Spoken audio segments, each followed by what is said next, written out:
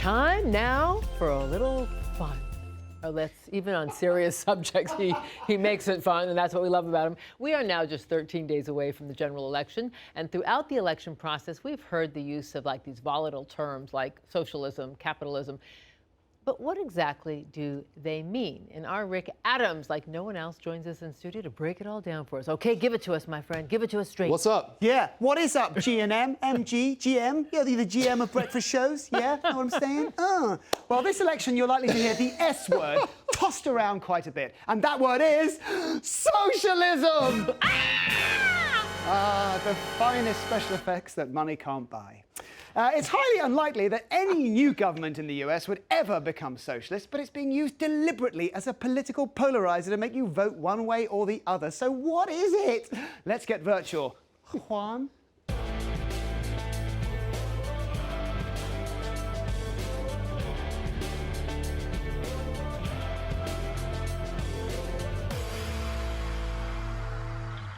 Socialism is an economic and political theory, just like capitalism or communism.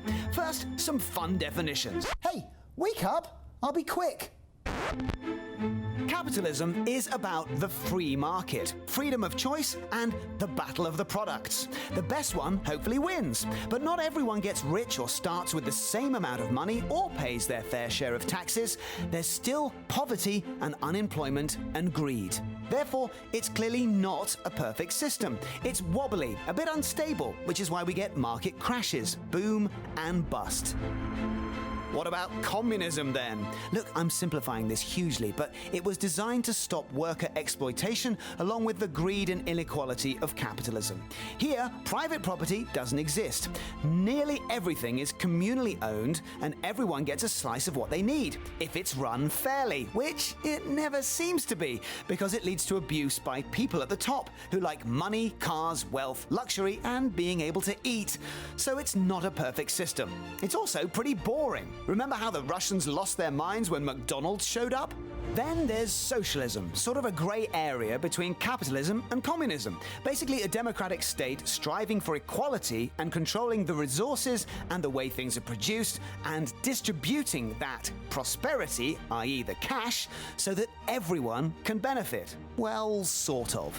Meaning less poverty but also less individual wealth and more restrictions, which can scare those with a lot of money. So it's not a perfect system. But politicians like Bernie Sanders and Kamala Harris aren't suggesting we do this anyway. They're just talking about increasing the funding for things like higher education or creating universal healthcare or a base income, which is not the same thing as turning Americans into socialists. What they're talking about is more a sort of democratic capitalism, which appeared after the Second World War to help stop homelessness, poverty, and zero access to medical care, the same conditions that this pandemic is creating right now. Thus, democratic socialists stroke capitalists help create the things we know and love, especially when we get older, like Social Security, Medicare, and horror of horrors in Europe, free education and free healthcare, of which, unbelievably, I am a product. Cool. At which point you realise that socialism is just a term being hijacked to scare voters, and some of the most successful economies in the world operate on the democratic socialist, democratic capitalist model. Which ones? The United States. What? We're already one? Yes, well, kind of. With a few tweaks, we could be more like the UK, France, Spain, Germany, the Netherlands, pretty much all of Western Europe. In fact, all the places Americans visit the most pre-COVID and remark, "Wow, what a great place. If only I had the money, I'd live here."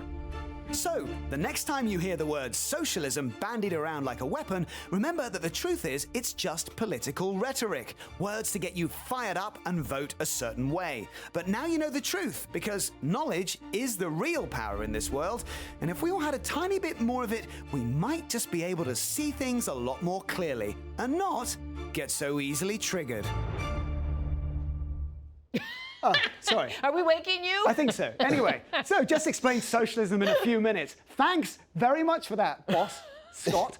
Next up, string theory in 25 seconds. Mel Vizel. I think I'll need more time than that, but thank you. We appreciate it. The trigger words, it's good to see what they really mean and how they're being used. Thank you. And you know what? Nobody does it like you, No truly. one does it like you. No one. Nobody does it like you. Oh. All right, we're going to break now. They're saying go to break and be quiet, Melvin. So that's El Porto, and stay with us. This is your morning on Spectrum News 1.